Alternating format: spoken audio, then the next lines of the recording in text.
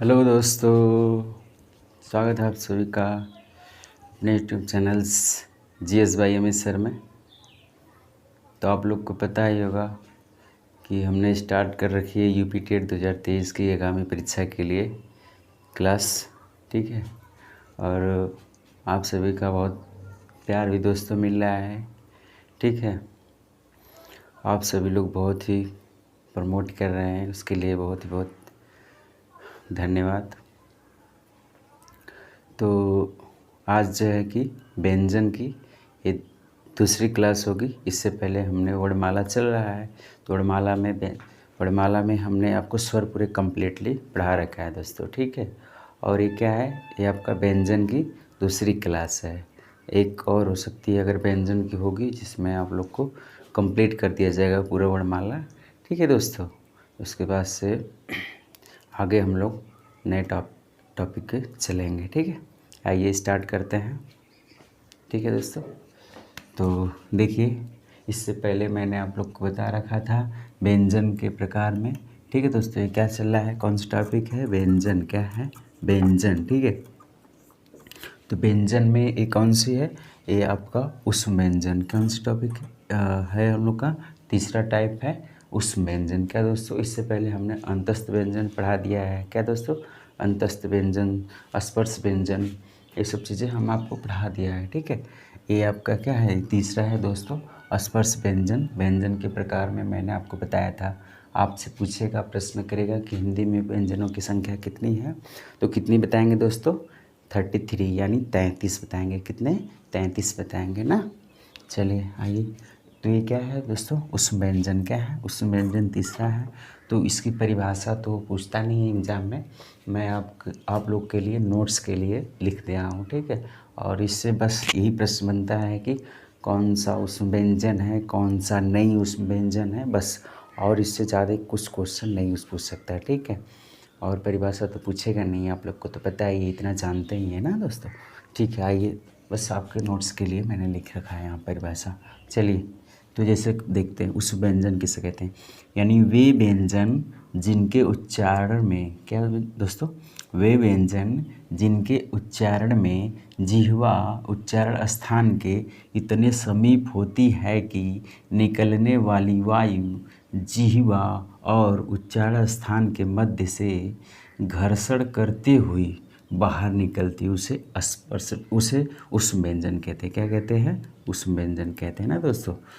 तो देखिए, ध्यान से देखिए दोस्तों, वे व्यंजन, ठीक है, वे व्यंजन जिनके उच्चारण स्थान में जीवा क्या करती है, जीवा आपके इतने समीप हो जाती है उच्चारण स्थान के कि निकलने पे उनमें क्या हो जाता है, उनमें टकराव होता है। क्या दोस्तों, इतने समीप हो जाती है, घर्षण होता है। क्या दोस्तों, एक घर्षण होता है, उष्मा निकलती है ना, तो उसे क्या बोलते हैं, उष्म व्यंजन बोलते हैं। अगर एक भाषा में कहा जाए दोस्तों तो क्या कहेंगे, यानी जिन वर्णों के उच्चारण स्थान में या जिन वर्णों के उच्चारण में मुख से उष्मा निकले उसे उष्म व्यंजन कहते हैं। ये आप लोग पूरे सिंपल से, ठीक है। जैसे आप लोग उष्म व्यंजन कौन कौन से हैं दोस्तों, आइए देखते हैं।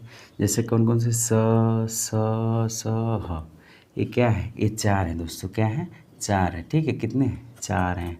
आइए देखते हैं कितने हैं, 4 हैं। कौन, इसे देखिए दोस्तों, उस व्यंजन को ही संघर्षी व्यंजन कहते हैं। क्या कहते हैं, संघर्षी व्यंजन भी कहते हैं। क्यों कहते हैं संघर्षी व्यंजन, क्योंकि क्या, ये इतने अंदर से लड़ते भिड़ते संघर्ष करते हुए बाहर निकलते हैं, इसीलिए इनको क्या बोलते हैं, इनको बोलते हैं संघर्षी व्यंजन बोलते हैं। क्या दोस्तों, संघर्षी व्यंजन, ठीक है। आई होप कि आप लोग को समझ में आया होगा उष्म व्यंजन किसे कहते हैं, ठीक है। स ह, ठीक है, ये 4 हैं।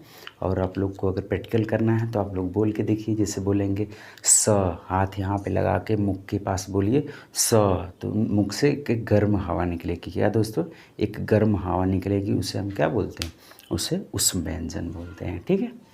आइए देखते हैं, मैंने नोट एक लिख रखा है दोस्तों। नोट क्या है, देख लीजिए। तो च छ ज झ, क्या दोस्तों, च छ ज झ को स्पर्श संघर्षी व्यंजन कहते हैं। कन्फ्यूजन मत होइएगा दोस्तों, बहुत गलती करते हैं बच्चे। देखिए होती क्या है, ये क्या है, स्पर्श संघर्षी व्यंजन, ये क्या है, संघर्षी व्यंजन है ना। तो ये इसलिए मैंने इसके पास ही नोट इसको लिख दिया है कि आप लोग कंफ्यूज नहीं होंगे। तो ये स्पर्श संघर्षी व्यंजन है क्या है, और ये क्या है, संघर्षी व्यंजन है। देखिए स्पर्श, तो स्पर्श करके निकलते हैं च छ ज छ, हाँ च छ ज छ, ये सब क्या करते हैं, स्पर्श करके, ये भी संघर्ष ही करते हैं क्या, ये भी संघर्ष करते हैं, लेकिन ये क्या है, स्पर्श संघर्षी व्यंजन है, ठीक है दोस्तों। और ये क्या है, संघर्षी व्यंजन है। तो संघर्षी व्यंजन आपसे पूछा जाए तो स ह स्पर्श संघर्षी व्यंजन च छ ज झ, क्या च छ ज झ, ठीक है। इतनी बातें आप लोग को याद होनी चाहिए दोस्तों, ठीक है। आइए देखते हैं, जैसे हिंदी में प्रयुक्त के आधार पे व्यंजनों को बांटा गया है ना। तो प्रयुक्त यानी उसके प्रयुक्त के आधार पे कैसे। तो पहला आता है दोस्तों संयुक्त व्यंजन। क्या, संयुक्त व्यंजन। संयुक्त मतलब ही समझ में आ रहा होगा दोस्तों कि इसमें क्या है, इसमें दो शब्दों को, सॉरी, दो वर्डों को मिलने से बना होगा क्या, ये व्यंजन। दो वर्डों को मिलने से बना होगा क्या, ये व्यंजन। कौन सा, आपका संयुक्त व्यंजन, ठीक है। तो आइए देखते हैं। तो इसकी परिभाषा देख लेते हैं। जब एक आधा और एक पूरा व्यंजन ना दोस्तों, यहाँ पे पूरा व्यंजन रहेगा क्या, जब एक आधा और एक पूरा व्यंजन, क्या दोस्तों, एक पूरा व्यंजन रहेगा ना, एक पूरा व्यंजन, जब एक आधा और एक पूरा व्यंजन आपस में जुड़ते हैं तो उससे संयुक्त व्यंजन का निर्माण होता है। उससे कौन से व्यंजन का, संयुक्त व्यंजन का निर्माण होता है, ठीक है। इस बात को याद रखिएगा। तो ये तो दोस्तों बहुत ही इम्पोर्टेंट है। पता नहीं आयोग को कितना पसंद है क्वेश्चन है। संयुक्त व्यंजन में सबसे ज़्यादा पूछने वाला है कौन सा है, आधा क प्लस क्या, आपका स, क्या आधा क प्लस स मिलकर क्या बनता है, छ बनता है, क्या दोस्तों, छ बनता है, ठीक है, ध्यान रखिएगा। ये देखिए, उसके बाद से आधा त प्लस र मिलकर क्या बनता है, त्र बनता है, क्या बनता है, त्र। और आधा ज प्लस यहाँ बन के ज्ञ बनता है दोस्तों, ठीक है। आधा स प्लस र मिलकर क्या बनता है, स्र बनता है, क्या, स्र बनता है, ठीक है। तो ये हमारे चार हैं दोस्तों, क्या, ये चार हैं, इन्हीं हम क्या कहते हैं, संयुक्त व्यंजन कहते हैं। ये बातें आप लोग एकदम अच्छे से ध्यान में रखिएगा, ठीक है। अगला आता है दोस्तों प्रश्न हम लोग का व्यंजन में, तो उच्छिप्त व्यंजन। क्या, उच्छिप्त व्यंजन, ये भी इम्पॉर्टेंट है दोस्तों। इसमें तो ये इसको लगा ही लीजिएगा, मोस्ट इम्पॉर्टेंट, और इसे भी, क्योंकि ये सब बहुत बार दोस्तों आ चुके हैं परीक्षाओं में, और बहुत बार, ठीक है। टीचिंग एग्जाम में तो बहुत इनका फेमस क्वेश्चन है, ठीक है, ये सब चीज़ें। आइए, उच्छिप्त व्यंजन। क्या, उच्छिप्त व्यंजन। तो उच्छिप्त व्यंजन वे व्यंजन जिनके उच्चारण में जिह्वा झटके से ऊपर उठती है, उन्हें उच्छिप्त व्यंजन कहते हैं। क्या बोलते हैं, उन्हें उच्छिप्त व्यंजन कहते हैं। मतलब वे व्यंजन जिनके उच्चारण में जिह्वा झटके से ऊपर उठती है, उन्हें उच्छिप्त व्यंजन कहते हैं। कितने हैं दोस्तों, इनकी संख्या 2 है। कितनी है, 2। कौन कौन से, ड ढ, क्या, ड ढ, याद रखेंगे, याद रखेंगे, ड ढ, ठीक है, उच्छिप्त व्यंजन। इसे द्विगुण व्यंजन के नाम से भी जाना जाता है। तो याद रखिएगा, उच्छिप्त व्यंजन के ही 2 नाम हो गए, ठीक है, उच्छिप्त व्यंजन, द्विगुण व्यंजन। ड ढ, क्या दोस्तों, ड ढ, जिनके उच्चारण में जीवा क्या झटके से ऊपर उठे। जैसे बोल के देखिए, ड ढ, देखिए उठ रहा है कि नहीं, जीवा आपके उच्चारण स्थान को क्या कर रही होगी, इतना झटके से जा करके स्पर्श कर रही होगी दोस्तों ना। ये आपके क्या है, ये द्विगुण व्यंजन, इसे ही उच्छिप्त व्यंजन बोलते हैं, ठीक है। आई होप कि आप लोग को क्लियर हो गया होगा, ठीक है दोस्तों। आप लोग को क्लास में ही याद हो जाएंगी चीज़ें, ठीक है, ठीक। अगला है नोट पॉइंट, मैंने लिखवाया है, कुछ इंपॉर्टेंट नोट पॉइंट है।